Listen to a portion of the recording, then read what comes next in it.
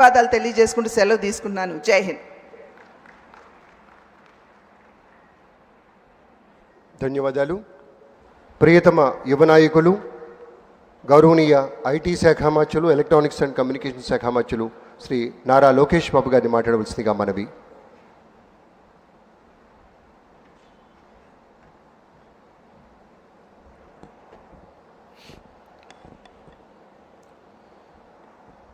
ఈ వేదికపై నిలబడి మాట్లాడే అవకాశం కల్పించిన ఆంధ్ర రాష్ట్ర ప్రజలకి, గౌరవ ముఖ్యమంత్రి చంద్రబాబు నాయుడు గారికి, గౌరవ ఉప ముఖ్యమంత్రి పవన్ అన్నకి, రాజమండ్రి ఎంపీ గౌరవ పురంధేశ్వరి గారికి, ఈ సమావేశానికి విచ్చేసిన అధికారులు, ప్రజాప్రతినిధులు అందరికీ పేరు పేరున నా హృదయపూర్వక నమస్కారాలు. జూన్ 4వ తారీఖు నాడు రాష్ట్ర చరిత్రనే మార్చిన రోజు, ప్రజాస్వామ్యం గెలిచిన రోజు, బాబాసాహెబ్ డాక్టర్ బిఆర్ అంబేద్కర్ గారు రాసిన రాజ్యాంగం గొప్పతనం ఏంటో ప్రజలు చూపించిన రోజు.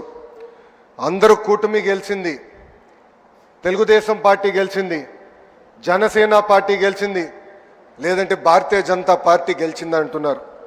కానీ గెలిచింది కూటమి పార్టీలు కాదు, గెలిచింది ఆంధ్ర రాష్ట్ర ప్రజలు. 94% స్ట్రైక్ రేట్ అంటే 175 స్థానాల్లో 124 స్థానాలు కూటమి కైవసం చేసుకుంది. ప్రజలు రికార్డు బద్దలు కొట్టారు, చరిత్ర తిరిగి రాశారు. ఇది ప్రజా విజయం. రాజ్యాంగం ఎంత గొప్పదైనా దాన్ని అమలు చేసేవారు చెడ్డవారైతే చెడ్డ ఫలితాలు వస్తాయని ఆనాడు డాక్టర్ బిఆర్ అంబేద్కర్ గారు అన్నారు.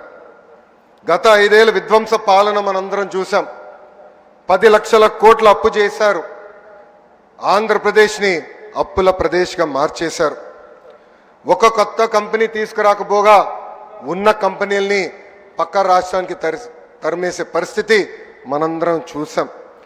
దేశంలో ఎక్కడైనా పెట్టుబడులు పెడతాం కానీ ఒక్క ఆంధ్ర రాష్ట్రంలో మటుకు మేము పెట్టుబడులు పెట్టమని ఆనాడు లూలు సంస్థ ఏకంగా బహిరంగంగా చెప్తాం జరిగింది.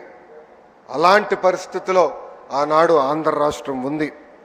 ఒక్క రోడ్డు వేయలేదు, కనీసం రోడ్డు పైన ఉన్న గుంతలు కూడా ఆనాడు పూడ్చలేదు. ఒక్క సాగునీటి ప్రాజెక్ట్ పూర్తి చేయలేదు. వరంలాగున్న డ్రిప్ ఇరిగేషన్ ఏకంగా ఇచ్చే సబ్సిడీ కూడా రద్దు చేశారు. ఇంకా వెలుగొండ ప్రాజెక్ట్ పూర్తి కాకుండా ముందల్నే జాతికి అంకితం చేసే సందర్భాలు మనం చూసాం. కప్పుడు నీళ్లు పోసి కుప్పంకు నీరు తీసుకొచ్చామని ఆనాటి పాలకులు అన్నారు.